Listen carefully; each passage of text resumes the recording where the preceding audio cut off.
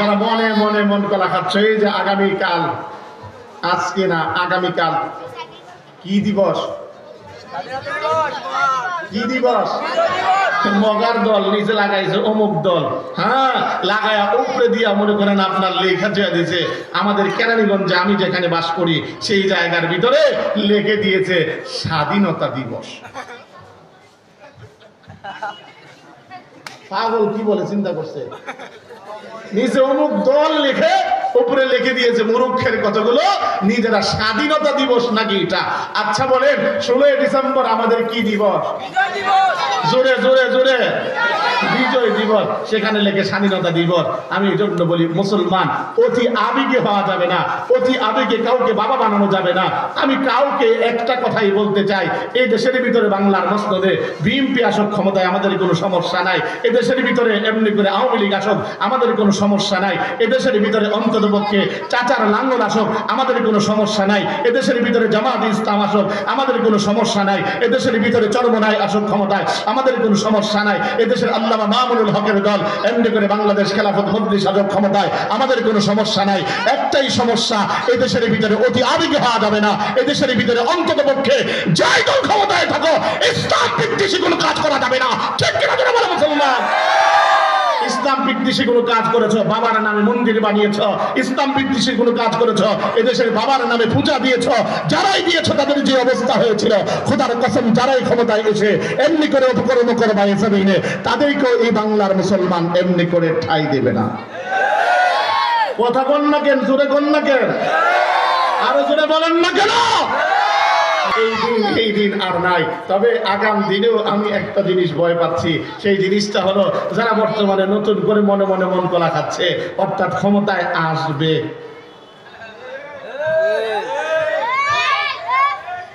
জোরে জোরে ক্ষমতায় আসবে, হ্যাঁ ইনারা মাশাআল্লাহ এমন অবস্থা পজিশন নিয়ে বসে আছে, হ্যাঁ ওনাকেও বাবা করো, ওনারের নেতা করো, এমন নেতা বানায়া বাপ বানায়া বসে থাকবো, পূজা করবো। আস্তাগফিরুল্লাহ, বড় আশ্চর্য লাগে। বিগত সরকারের ফ্যাসিস্টের আমলে আমরা যেমন দেখেছি এমনি করে শহীদদের ব্যানারটা নিয়ে সেখানে ওয়াজ মাহফিলের কথা বলে, অর্থাৎ দোয়া মাহফিলের এমনি করে ব্যানারটা নিয়ে নাচ গান হয়েছে। বর্তমানেও এগুলো দেখা যাচ্ছে। আজ শহীদদের, শহীদ মুগ্ধ শহীদ আবু সাঈদের এভাবে ব্যানারটা নিয়ে এই জমিনে আজ কিছু সাবধানিস মহল জাতির সিম্পিতিকে লেখবার জন্য আজ এই জমিনের বুকে এমনি করে কোন স্কুলের মেয়েদেরকে নিয়ে নাচিয়ে গান বাদ্য করছে। খোদার কসম একটা কথাই বলতে পারি, এই নাচ গান এই জমিনে কখনো শান্তি বয়ে আনবে না, এই জমিনে আযাব বয়ে আনবে। ঠিক কিনা বলে বলো মুসলমান? লক্ষ নয় কোটি কোটি উলামায়ে কেরাম আছে, আমরা একটা কথাই বলতে পারি, উলামায়ে কেরাম যদি আজ ঐক্য হয়ে যায়, উলামায়ে কেরামের মধ্যে যদি আর ঐক্যের বাণী এসে যায়, আমরা একটা কথাই বলতে পারি, দেশ রক্ষার আন্দোলনে যদি মুসলমান এক হতে পারে ওই বেঈমানরা বাংলার জমিনে তাকাতে সাহস করবে না। আমরা যদি কোন ঠিক কিনা আমার বন্ধুরা, আমার ভাইরা, এজন্য আমি আপনাদেরকে একটা কথাই বলতে চাই, সেই কথাটুকুন হলো যে আমরা ভয় পেয়ে আমাদের কোনো লাভ নাই। আমরা আমাদের এই দেশকে মহব্বত করি, আমরা আমাদের ইসলামকে মহব্বত করি। যদি ইসলামকে মহব্বত করি, ইসলামকে টেকাবার জন্য আমরা উহুদ কায়েম করেছিলাম, ইসলামকে টেকাবার জন্য বদর কায়েম করেছিলাম, ইসলামকে টেকাবার জন্য হুনাইন কায়েম করেছিলাম, ইসলামকে টেকাবার জন্য এমনি করে আমাদের উত্তরসূরিরা এমনি করে খন্দক কায়েম করেছিল, এমনি করে আমাদের এমনি করে মুসলমান ইসলামকে টেকাবার জন্য বালাকুরের প্রান্তর কায়েম করেছিল, ইসলামকে দেবার জন্য এমনি করে কারবালা কায়েম করেছিল, ইসলামকে দেবার জন্য শাপলা চত্বর কায়েম করেছিল। ও মুসলমান, আমি একটা কথাই বলতে চাই, আবার যদি ইসলামকে দেবার সাথে আছে ওই মুহূর্তের মধ্যে সন্তানের মায়া না করে, বিবির মায়া না করে, স্ত্রীর মায়া না করে, দুনিয়ার মায়া না করে মুসলমান ইসলামকে দেবার সাথে বুকের তাজা রক্ত দিতে প্রস্তুতি কারা কারা হাতটা উঠে আমার আল্লাহকে দেখাও ইনশাআল্লাহ।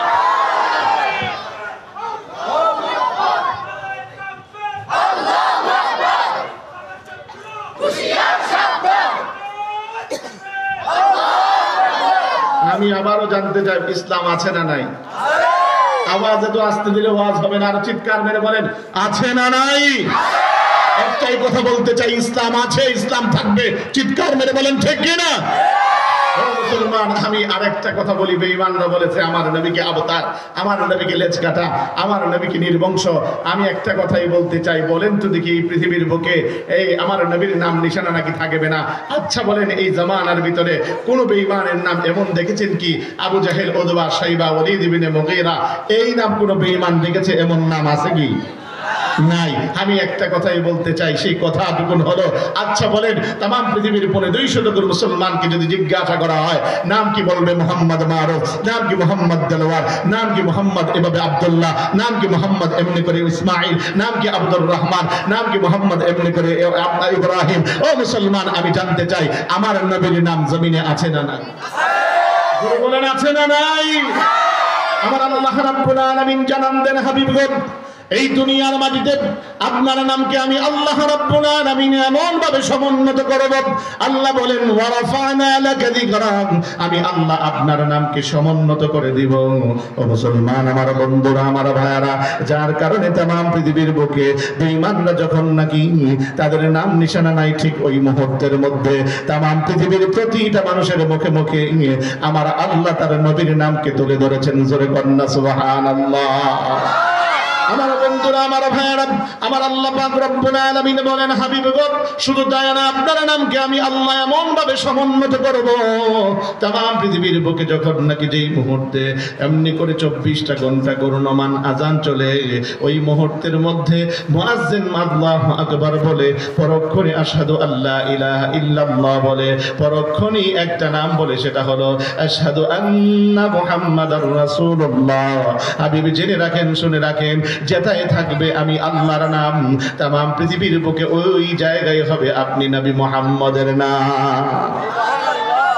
আমার ভাইয়ারা, আমার বন্ধুরা, আমার বাবারা, হৃদয়ের গান লাগায় কথাগুলো শোনার চেষ্টা করেন। আমার আল্লাহ রাব্বুল আলামিন জানান দেন, হাবিব तमाम পৃথিবীর বুকে আমি আল্লাহ যেই জায়গার রব, ওই জায়গায় আপনি নবী হলেন, এমনি করে মুহাম্মদ আপনি নবী। ও মুসলমান, আমার আল্লাহ তখন সঙ্গে সঙ্গে জানান দেন, হাবিব আপনার নাম নিশানা থাকবে না, থাকবে আপনার নাম নিশানা। আমি আল্লাহ জানা দিলাম, ইন্না শানিআ কাহুয়াল আবতার।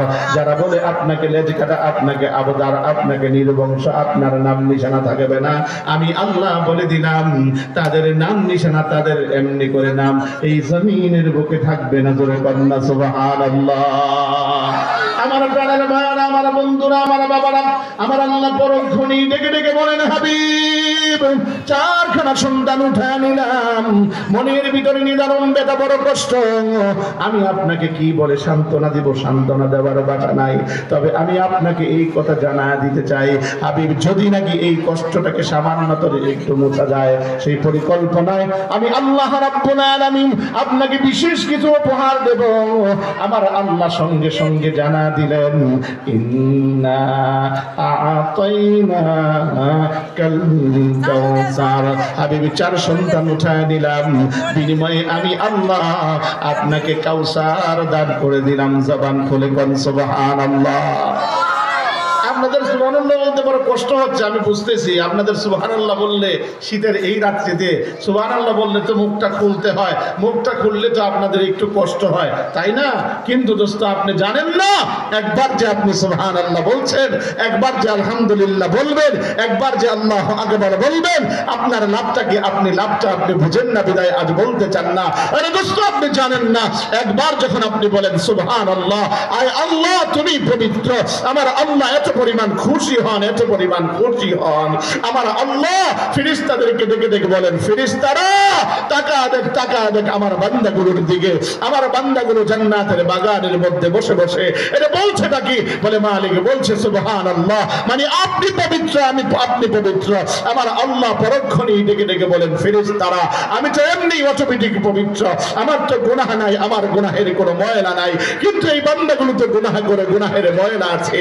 ও ফেরেশতারা, তাহলে তোরা সাক্ষী থাক, তোরা জেনে রাখ, আমি আল্লাহর তরফ থেকে ঘোষণা হলো, আমি আল্লাহ যারা বলছে সুবহানাল্লাহ আমি পবিত্র, আমি আল্লাহ তাদের গুনাহগুলোকে মাফ করে আমি বান্দাগুলোর পবিত্র বানা দিলাম। আরো একবার বইলে আরেকটু পবিত্র হন না, জবানটা খুইলে আরেকটু পবিত্র হন না। মুসলমান বন্ধুরা আমার, শুধুই তাই নয়, আপনারা ভালোভাবেই জানেন আমার নবী রাহমাতাল লিল আলামিন মিরাজে গিয়েছিলেন। মিরাজে যাবার পরে আল্লাহর নবীর তিনি এবার সঙ্গে সঙ্গে সপ্তম আসমান পাড়ি দিয়ে এবার সিদরাতুল মুনতাহা পাড়ি দিয়ে আল্লাহর সঙ্গে সাক্ষাৎ করেছিলেন।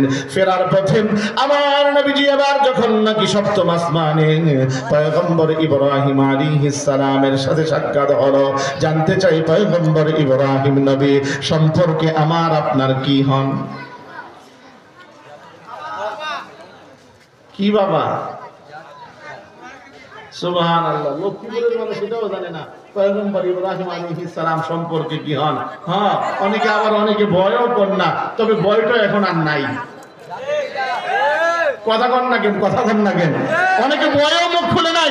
ও মুসলমান, ভয় পাবার কোনো কিছু নাই। আমি একটা কথাই বলতে চাই, হযরত ইব্রাহিম আলাইহিস সালাম সম্পর্কে আমাদের জাতির পিতা, পৃথিবীর বুকে কেউ যদি বলে আমাদের জাতির পিতা অন্যজন, খোদার কসম আমি একটা কথাই বলতে চাই, ব্যাখ্যা যদি অন্য দাঁড় করাও যে তিনি আমাদের বাঙালি জাতির পিতা, ইব্রাহিম নবী মুসলিম জাতির পিতা, আমি প্রশ্ন রাখতে চাই, বলেন আগে আপনি মুসলমান না বাঙালি? আমি উত্তরে বলবো আমি মুসলমান। কিন্তু বাঙালি জাতির কোনো পিতা হতে পারে না, সমস্ত জাতির পিতা ইব্রাহিম। ঠিক কিনা বলে মুসলমান? এতদিন পর্যন্ত যারা বলেছো যে বাঙালি জাতির পিতা এমনি করে বঙ্গবন্ধু শেখ মুজিবুর রহমান, তওবা করো আল্লাহর কাছে, কোন বাঙালি জাতির পিতা বঙ্গবন্ধু শেখ মুজিবুর রহমান হতে পারে না। হ্যাঁ, তিনাকে আমরা স্মরণ করি, তিনাকে শ্রদ্ধা করি। তাই বলে এতটুকু কথা বাংলাদেশের স্বাধীনতার সময় তিনার অবদান ছিল, এতটুকু কথা আমরা এখনো পর্যন্ত স্বীকার করি। এটাকে অস্বীকার করলে নিমক হারাম হবে বাঙালি। অন্তত পক্ষে এই কথাটুকু বলতে চাই। তাই বলে তিনাকে বাঙালি জাতির পিতা বানা দিবা, তেমনি করে মোড়ে মোড়ে মূর্তি স্থাপন করবা, এমনি করে এই জমিনের ভিতরে তিনার নামে এমনি করে পূজা করবা, খোদার কসম এটা বরদাস্ত করা হবে না। ঠিক কিনা বলে মুসলমান?